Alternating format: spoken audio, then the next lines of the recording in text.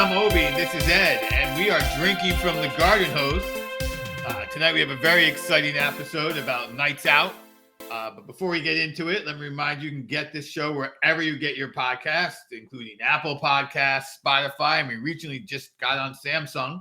Go ahead, wherever you are, like this podcast, like this episode, leave us comments. We want your feedback. We need your feedback. It's the only way to get better, because right now the charm is that we suck. Ed, how are you? I'm doing great. New Year's Eve, right? This episode drops on New Year's Eve, and I think it's an appropriate topic to talk about those crazy nights that we used to have. Absolutely. You know, one of the things about New Year's Eve, it always gets labeled rookie night or easy night or the semi-pro night or any of those sort of nights that suggest that everyone's going out, but it's not just the professionals. And one of the reasons for that, obviously, is if you go to a bar on a regular night that you're out, the bar closes at 2. The bar is packed pretty much till 2, or at least it empties out slowly. But the amateur night that is New Year's Eve, the ball drops at 12. By 12:10, the place is empty. I think that's why it gets that rep. But I myself have had plenty of crazy New Year's Eves. I know you have, and we've had plenty of crazy nights. So Ed, I'm going to let you risk your job first and give the first story. Yeah. So first, I want to preface a couple of things. First of all, crazy night for me today is a couple beers, the ability to stay up past midnight, and then I wake up with a headache in the morning. That means I had a crazy night. So that's today, right? That's not maybe the way my life has always been. The other thing I'll tell you is that most of these stories probably involve a friend, and it's not about me. So I just want to put that disclaimer out there because I'm actually kind of a lame ass. But with that said, let's get into a relatable party, especially if you're a Rutgers grad that listens to this podcast. I just got to go back to, and we've talked about this on some other episodes, but we had a hot tub party in a backyard of our fraternity house, April of 94, 95, 93, one of those years. Had my brother, who was a junior in high school, come down, set up the electric, and that was actually better than any professional electrician could do. But what was crazy about that night, Obi, and I think you remember this, what was crazy about that night is the fraternity house up the street, ZBT, caught fire and went up like a tinderbox. And everyone was having parties that night, and everyone was out in the middle of the street just chanting, "Burn, mother effer, burn." So I don't know. I thought that was kind of crazy when you see like a 4-alarm fire, right? 4 houses up. So I think it's great that you started off this podcast with the story that I had listed in the maybe ad, because it's like, what are some of the nights that I most remember with that? And that was a whole day and night.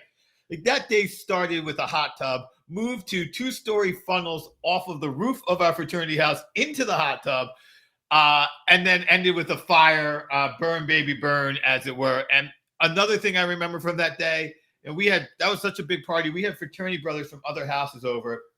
And there was one dude who, in my memory of the day, he picked up 2 kegs full, launched them onto his shoulders, and carried them from where we usually had our kegs to the bar in the back, because it was an outside party. So that was a crazy day and night for sure. And I'm glad you brought that one up. But yeah, that was also the good news about that is that we weren't doing anything crazy other than just a typical fraternity party. It just had one event after another, and then a burning house. So that was a good one. Yeah, don't see that every day. No. I still feel bad. I still feel bad for George and Renee, who put the security deposit for the hot tubs on their credit card and clearly lost those security deposits. Those were days that everyone got a credit card for free. Like the credit cards are like, we're just gonna sucker these Generation X to get a credit card they'll never pay. That we're still paying that credit. I paid off all my other credit cards, but the college credit card, which is, I had a $500 balance, and now I owe zillions of dollars on, isn't paid off because who could pay it in college? Exactly. All right, what do you got? What do you got? Tell us about a crazy night you had, Obi, and let's see if you can keep your job. So again, like Ed said, these stories are definitely about our youth. We try to protect ourselves, but one of the stories that I am going to relate is, it's a story that inspired a quote amongst my group of friends. And if I give the quote away now, that's like the punchline. But we were going to go camping one night, which we did quite often. And we parked the van where we usually park the van. And as we started hiking to our destination, because we had gotten off a little earlier than we usually do, or a little later than we usually do, we were drinking while hiking. And by the time we got to the campsite, I think there was other campers at the campsite. And, if you know the story, you can correct me where I'm messing up. But the situation was one where we could not set up camp where we wanted to. And we were too inebriated to figure out a solution that would simply have been like, walk to the next, quarter mile and set up camp there, or ask the folks if there was room for us. So no, what we did is we hiked back down the mountain, and we were in really no state to drive. And so we just get into the van and we realize that we have no idea what we're going to do. And a police car pulls up, and the guy who was in the driver's seat did not know what to say. And he just looks at the cop and he's like, just a couple of campers trying to spend the night. Just a couple of campers. And I guess the police officer's thought was, well, they don't intend to go anywhere. I don't want to know. And he just drove off. And to this day, whenever anything is a little awkward, we look at him and go, just a couple of campers. Just a couple of campers. See, now, if only you had a Tesla with camp mode, you guys would have been all set. Yes, but that's reverse order. I understand. That's a joke that might take a week to get. Yes. Spoilers, as they say. So, we used to have to do some crazy things back in the day, like hike into the woods to try to party because our parents, were home. Or another thing we used to do is we would rent hotel rooms, right? So you get a hotel room and you have the party in the hotel. And it's amazing that we actually did that a couple times and didn't get caught, like didn't get kicked out, because staying in hotels now as a grown man, I know how thin those walls are. So it's amazing that we didn't get the cops called us. But this one night we did get the cops called on us relatively early into the night. And so I hadn't been drinking at all at that point. So we needed to go out. I mean, party's over. Cops kicked us out. So I went home. I had somebody drop me off at my house to get my car. And so then I was going to go out, and we were going to go out because I didn't have my car at this hotel party because I thought I was going to be drinking later. So I go into the house, and I had a girl with me. We go into the house, and my dad comes to the top. We're at the landing of my, raised ranch house, and was going to get the keys to my car. My dad comes flying out. It's like 11 o'clock at night. Now I understand how late that freaking was, but 11 o'clock at night, he comes out, and he's standing up at the top of the stairs talking to me about, what are you doing? What are you doing? All of a sudden I noticed the dude is not wearing any pants. He's like wearing his bikini underwear. I'm standing there with a girl. I like, Dad, put your pants on. He didn't even skip a beat. He goes, no, I want to know what you're doing. I'm like, dude, put your pants on and we'll talk about it. And then I got the hell out of the house. Very nice. Very nice. This your story mentioning hotel parties reminded me of a night that I did not have written down. That's always one of my favorite stories about a hotel party.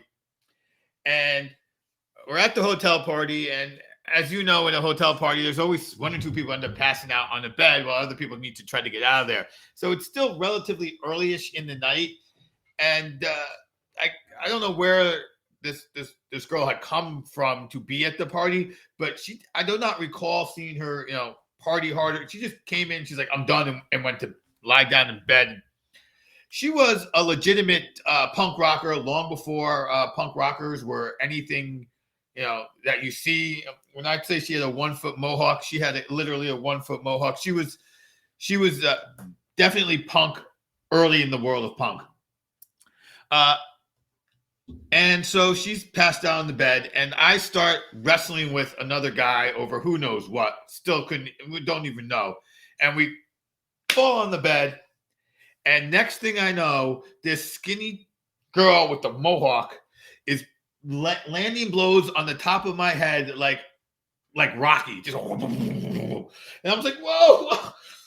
So, fortunately, I did not retaliate, and she was removed from beating me up, and I apologized, and she went back to bed.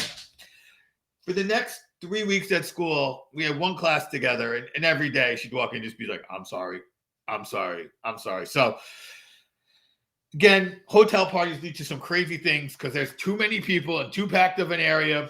beer in the bathroom and just a mess that you got to deal with because, laws. So Obi, I thought like the biggest risk of this episode was to actually lose our jobs, right? But you just managed in one story to tell how you had a gay wrestling match, and not that there's anything wrong with being gay, but you had a gay wrestling match and got beat up by a girl at the You want same my in the card? same story. You So want my card? yeah, I think you lost the man card. You just told a story that you lost your man card in. I was drinking beer, not seltzer. Does that matter? Yeah, well, I don't know. I may have done a funnel that night. Can I get a little bit back? I don't know. I don't know how the story ended. Really was a little painful for me.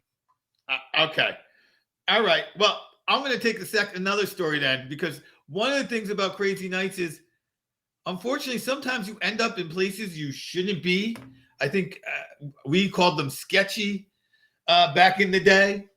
Whatever happened to the word sketchy, I think it got replaced by sus. But we end up in some sus places, and I was out at the concert, and I had tickets for the next night's show, and somebody wanted to buy a ticket for the next night's show. I had an extra, so I was like, sure, no problem. I will sell you a ticket for the next night's show because I have the extra. One of my friends canceled on us. So he goes, okay, here's the hotel we're going to be in. Again, another hotel story. And this is a nice hotel. Like, I walk into this hotel and I'm like, I'm not supposed to be here. Like, I'm like, go up. When I say nice hotel, by the way, I don't mean like the Ritz-Carlton. I mean, not a motel. Just like, this is too nice of a hotel. This is a business hotel, if you will. So I walk up to the counter, like, hey, so I need to get to room XYZ. And they look at me like, you don't need to tell us, just go in the elevator. I was like, oh, okay. So I go in the elevator. I get up into the hotel room, knock on the door, like the wrong person to answer it. The guy answers the door. It's the right room. And I walk into the room and I instantly know this is not where I need to be. There was a lot of paraphernalia there, but the craziest thing was, apparently this guy was a nitrous dealer, and he was passing around in the room a balloon that took two people to hold. I'm not joking. Two people had to hold the balloon at a time as people went to the balloon and were sucking on the nitrous. And I was like, I'm not supposed to be here. This is the kind of thing that happens when you've been drinking too much and you're trying to sell a ticket to a concert for $25. So yeah, that was a moment of, I ended up in the wrong sketchy place. Interesting, but the doors were on the inside, so it wasn't that that sketchy. Yeah, no, like, that's the thing. It wasn't a sketchy hotel. It wasn't a Motel 6 or something like that. It was like a nice hotel. I think the guy was making good money is what it came down to. Yeah. Because it was like, yeah, not like when he gave me no, this is a nice hotel. This is not a hotel party hotel. This is a hotel a businessman stays in. It's like a Hyatt or Hilton. Right, so we'll skip to another somewhat hotel story. So this is an Atlantic City story. So right, there's probably a lot of crazy Atlantic City stories, but this actually has like branches of craziness from it. So we're in Atlantic City, and actually it started off as a golf weekend. So we went golfing in the day. That night we went out, had some dinner, and then we went out to a club. We get to the club. This is the first time I ever found out about bottle service, right? We go into the club, and all of the tables, all the good tables had reserved on them. So I was with a buddy who likes to throw his money around, and he's like, oh, what's that all about? And they're like, oh, you got to have a bottle service. So next thing you know, we're getting seated there, bottle of vodka, all the mixers, Red Bull, cranberry, right? Anyway, after we're done with that, I had a few Red Bulls and vodka. Became my new favorite drink. I'm gonna get to that in a second. But Red Bulls and vodka. So able to stay up well past midnight. So I just remember finishing up gambling. It's like 2 a.m. I'm on the lobby level of the hotel, and I go to the hotel. I press the up button. All of a sudden, the hotel, the elevator door opens up, and there's one of my buddies. I'm like, dude, what are you doing? You're going gambling at 2? He goes, no, I'm trying to go back to the room. Dude was riding the elevator up and down, up and down. So luckily, I took him back to the room and saved him. Otherwise, he was going to be on that elevator all night. But here's where the story gets really crazy, Obi. So the Red Bull and vodka, right? So it becomes my new drink. So for like the next month, every Friday and Saturday night, I'm going to just drink Red Bull and vodka. I don't need to drink beer. And all of a sudden, I noticed I started having these like my chest was getting tight, and I just felt like I don't know, it just felt weird. And I just had a kid, so my wife's like, "You should probably go get that checked out. You should go." We lived like a block from the hospital. Go to the ER. Maybe you're having a heart attack. So I go over to the hospital. Most men don't even want to deal with that, but I go. I got a newborn. I don't want to, make her fatherless. So I go into the ER. They look at me. They ask me some questions. They're like, "Oh, what'd you do today?" I'm like, "I played golf." Like, did it hurt more when you played golf? I'm like, "Nah." They're like, "Here, drink this," and they gave me like my Malox, right? So clearly they had it pegged for indigestion as a result of all the caffeine from the Red Bull. So next thing I know, I'm laying in this ER room thinking I'm good to go, and this intern comes in and he says, "Oh, there's one more thing we have to do. Did anyone give you your rectal yet?" I'm like, what are you talking about, rectal? And he's like, "No, we got to just make sure that, both ends are working, that you're not bleeding somewhere." I'm like, "There's no blood." They're like, "No, we still got to do this." So he rolls me over on my side and he literally roughs me up, Obi. Like I was like moving back and forth on this table uh, while he was checking this, right? And I'm like just befuddled, like, what the hell is going on here? So anyway, I get out of there, I go home. I call my buddy who's a doctor, and I tell him the story, and Is he the just starts doctor the same guy who likes to that throw got his you money. into Yeah, throw his money around. Yeah, yeah, same same doctor. guy? Good, Same good. same same guy, you know him. And so I call him up, and he just starts dying laughing. I go, "What's the joke? I just had fingers up my butthole." And he goes, "Man, we used to do that to the interns all the time. Even if they don't need a rectal, we made them give rectals." I'm like, so I was the literally butt, and pun included, butt of somebody's joke. Well, you may have deserved it. I mean, you talk about ending up in places maybe you're not supposed to end up after a night of wild drinking. I mean, that is the definition of it right there. Yeah. Yeah, but this was a month later, though. It wasn't like I ended up there the next morning after that elevator ride. No, I get it. I understand that. That's just what happens with it. I mean, it's another Steve. You're triggering stories in me here that I didn't have listed that make me look worse. But here we're going to go because I had a friend. He was a bartender in the city. And I went to visit him one day at his bar, which was a pretty happening place. And it was about the time that Red Bull and vodka was becoming a thing, or Red Bull and any drink was becoming a thing. And so I had one. And I got to be honest, I thought somebody did something. I'm like, what? Wait. I kept going, what did you put in that drink? What did you put in that drink? And of course, it was like one of the last drinks I had that night because, whatever. I had to make sure I could get home.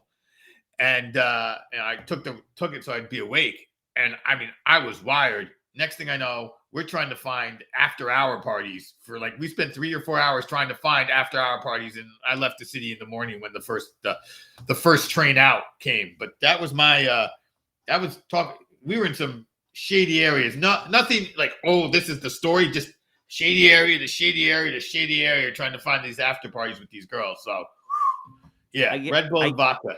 I get a kick every time I see the Red Bull ads on TV and it says Red Bull will give you wings. I'm like, no, Red Bull will make you end up in wrong spots.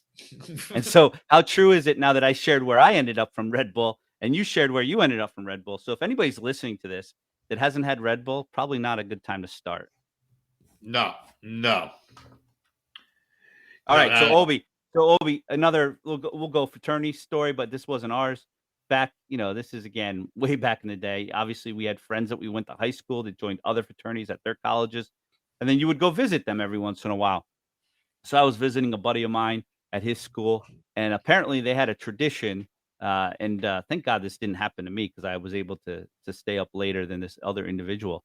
But they had a tradition, like if you were to, I don't know, like say fall asleep or maybe pass out at the end of the party or before the party was over, they would I forget, I think they called it last rites, and probably a lot of places do this. So you've seen you write on somebody with a Sharpie and you draw. That wasn't what they did. They took all the Wonder Bread that they had and all the flour they had, and they would dump it on the person. So the person would wake up in the morning and they would be just covered in flour and pieces of bread all over them. That's a good way to get the guy, but that's a waste of Wonder Bread. When you're in college, Wonder Bread is important. I can only think that this was a rich fraternity that I was visiting because you're right. I wouldn't be throwing food around. I mean, flour. First of all, obviously a rich fraternity that they had flour in the house to begin with. Like Why would you have flour in your fraternity house? Yeah, who's baking? Exactly. Who? Well, I'm sure there's baking going on, but not with flour. No, you're right. No, and not with the. I have a side note. Yesterday, I learned that baking is also a technique involved with putting on makeup. But I digress. I don't think this fraternity was doing that kind of baking either.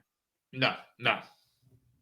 Yeah, I mean, I that is good. I mean, you would definitely go and visit friends in college and go to their world and just be like, "Ooh, this is different. This is a different flavor." I mean, I went to the Lehigh Lafayette game, which for anyone who knows college football is one of the oldest college football rivalries out there, and it's quite a party when you go. I don't have any clear stories from it, but I do know that everyone red solo cups the entire time. But that's visiting other schools. I'm gonna tell another. Oh, this is a story about something I saw while out one night. This was a New Year's Eve night, and anyone who lives in New Jersey and has spent New Year's Eve in any way, shape, or form in New York City knows that the train ride home on New Year's Eve is crazy because it's free. So they encourage, they don't want you to get yourself killed. So you're in and out of the city for free. And we're on the path coming home from the city to Hoboken. I'm sitting next to a buddy of mine, and standing up in front of us is this woman who's holding on with two hands to the rail at the top. And as the day is going on, she's standing up, passed out, and her fingers on the rail, every time the train shakes a little bit, separate a little more and a little more and a little more and a little more. And we probably should have woken her up and given her our seats, but we were both just too drunk and fascinated to not. And we just both kept looking at each other and looking at her and she did make it home successfully. And as soon as the train stopped for the actual right stop, she woke up, let go, and walked out. And I don't know what came over us, but me and my buddy, we spent like 3-4 minutes laughing as we got off the train. The rest of the people with had to like walk us through the streets because we could not stop laughing. I know I'm laughing inside here. There are tears forming on my eyes. Hysterical. I hope he's listening because he'll remember that. And that was just one of the funniest things ever. This woman but she made it. And boy, I was not a good camper because I definitely should have helped her out. I thought you were going to be telling me a story about how you watched this woman fall over and crack her head open. So I'm glad that the story had a good ending because you've already lost your man card. I thought you were going to lose your humanity card too, but that's good. I'm glad you're still with us as a human. So, one of your stories reminded me, and you might have been with me this night. We went to, were you with us when we went with Beaker in his car to Drexel? Were you with us that night? No. All right. No, so we go to Drexel to our sister fraternities at Drexel, and we party there all night. But if you remember back in college, like you didn't want to be like worrying about your winter coat. So this was in the middle of the winter. So you would always leave your coat at home, and it was always a cold walk to the bar, but you never noticed on the way home. Well, this was one of those situations. We parked the car in a street in Philly. We leave our winter coats in the car. There's 4 of us, and we go into this party. We end up sleeping in the fraternity house that night because we weren't driving home. In the morning, we go to get to the car. The windows are busted out. Our winter coats are stolen, and all the spare change this guy had in his car was gone. So I'm in college, and my winter coat is stolen. Like I was screwed. Like I just couldn't go out and get another one. I had to go like the next 3 weeks before winter break. I think it was before winter, or maybe until spring break, without a winter coat. Ouch. Yeah. That area of Drexel, which I'm near, is not where you want to be leaving things that are easily attainable in a car because they will take it because everyone needs a winter coat. So yeah, that's no fun. I mean, that night at the club, the robbery club, they probably, hey, what'd you get? I got 4 winter coats and a couple quarters. They're like, hey, winter chicken dinner. You can with those quarters, you can go into New Jersey and rob other cars, and with the jackets, no one will recognize you because the jackets are too high end. Yeah, exactly. All right, so I think I have 2 more stories I wrote down. This one,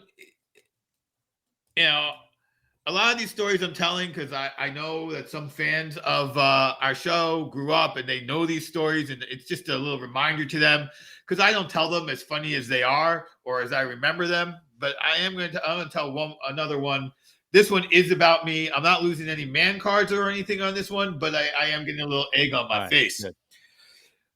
It's I think I'm actually a freshman in college visiting my hometown, but I may have been a senior and in high school. Either way, I'm not 21 yet for, hey, come and get me.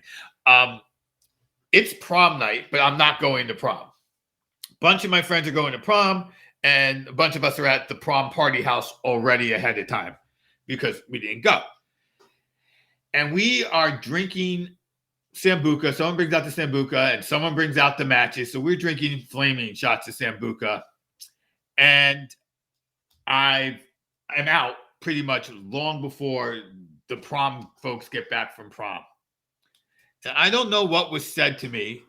The other people who know this story may remember. There may be some relevance. There may not be.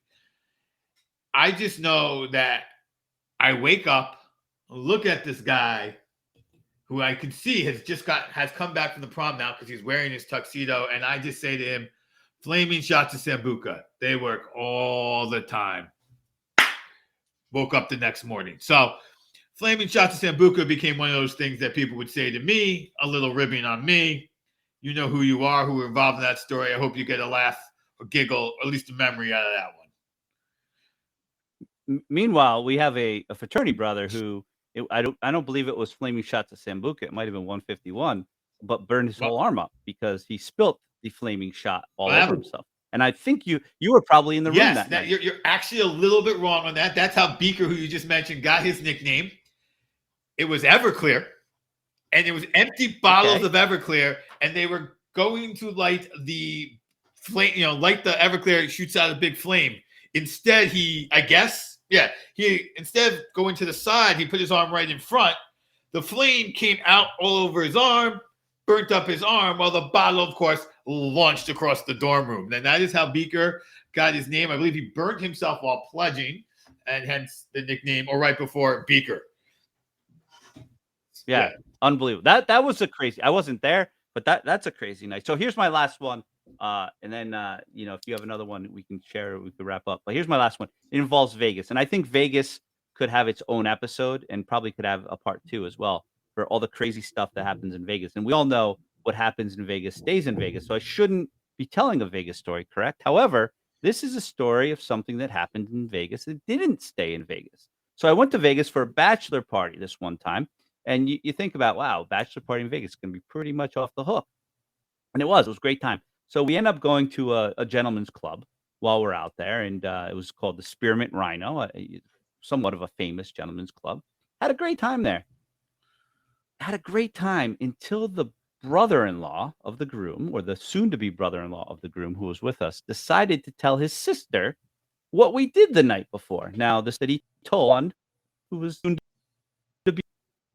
So as you can imagine, out about the night before, the conversation with the groom the next day didn't go over well and kind of ruined the last day of the bachelor party. So again, what happens in Vegas is supposed to stay in Vegas. I'm not sure why anyone would tell what happened. So take whatever moral of the story you want. Brother-in-law shouldn't be going to bachelor parties, or if they do, they've got to keep their mouth shut. But either way, it did ruin the next day for everyone. And that's the worst part. The brother-in-law probably wanted to stop the marriage. Instead of stopping the marriage, he destroyed the bachelor party for everybody and became that guy. So that's a sad story. It is. I'm gonna take that guy's man card because I just earned my man card back from that guy. I'll just take that back. So the last one I'm going to tell, because I have this one still written down. And, I do feel like, we need a bigger audience and we need to be more professional in these stories so that you're laughing your butts off while you're listening to this. But we have a friend, and so he'll be listening. If he listens to the podcast, it'll be about a week ago. He's a Christmas baby. Happy birthday, Joey. And we decided on Christmas Eve to go out to celebrate his birthday. And we were still rather young. I don't know if we were 20. I think we were less than 21. I'm not sure, because I say that because I remember this as being one of the first times I went to the city. But that's really irrelevant to the story, because we did whatever we had. We did get into a bar. We were drinking and whatever. And I guess some guys wanted to find something. And I mean that. Like, I don't know if they were looking for women or more booze or something else. All I know is our group leaves the bar. And at one point during this walk from the bar to wherever we're going, I twisted my ankle pretty badly. So now I'm hobbling the entire trek through New York that's about to follow. And whatever it is that the guys tried to purchase, they purchased from somebody who was less than honest. And he tells them, oh, I say this because I honestly can't remember what it was they were trying to purchase. Oh, it's in this building. So we're following this guy through the city. And obviously, as we're following, he's trying to lose us, because whatever it is he had, he just took our money and was literally running. And we're following him through the city. But he's not out and out booking, probably because there was a lot of us. He was just trying to lose us. At one point, we enter this building, and this building is like condemned. There is like somebody who's supposed, like any movie you've ever seen about a hotel that's super seedy, and there's just somebody there like key $250 and just gives out a key. That was the building we entered, and he booked out the back, and we were stuck in this building. The guy, I think, was like trying to get us to give money for the key to get into the room. He wouldn't let us out of the building now without us paying for our room that we weren't for. This was the seediest, most disgusting. Like, it was not where you wanted to be. And this was our Christmas Eve, and I'm thinking, we're not gonna make it home for Christmas. Nope, not at all. So one guy somehow books past and gets out the back. Of course, he's one of the two guys who drove into the city. And he's the guy who drove into the city with the sedan. Here I am with a legitimately sprained ankle in the back seat of a Jeep with 10 people leaving New York City in a 2-door Jeep on Christmas Eve. We made it home safe, thank goodness. And I don't remember the Christmas Day particularly being bad, but that was a rough one. And talk about ending up in a place you should not be on a Christmas Eve in New York City. It's almost a Pogue song, really. Obi, you have your share of ending up in bad spots. Let's just put it that way. Hopefully you've gotten yourself together and turned your life around. Now I go with that saying, nothing good happens after 10 p.m., let alone 2 a.m. Well, I was always raised nothing good happens after midnight, and oh boy, is that true, just from these stories. So I would want to wish everybody a happy new year. Thanks for being with the Drinking from the Garden Hose podcast from the beginning. Hopefully you've been with us since the beginning. We've only been doing this for 6 months, and so I'm looking forward to 2022 being a bigger and brighter year for both humanity, getting rid of this COVID crap, and also for our podcast. So Obi, it's been a pleasure. I had a blast this year, and I look forward to 2022. And happy New Year to you as well. Happy New Year to everyone listening. Again, I'll plug it wherever you're listening. Go ahead, like us, subscribe, leave a rating, leave comments. We need that. That'll help share this podcast with everybody you know. Thank you for being on this journey with us for this half a year. We look forward to having you all of next year. I can tell you, I already have at least one great topic, I think, for next year. I know Ed does too. So we're ready. We're going to keep rolling this for another whole year. Make it exciting. Thank you, everybody. For Ed, I'm Obi, and this has been Drinking from the Garden Hose. Remember, the charm is that we suck.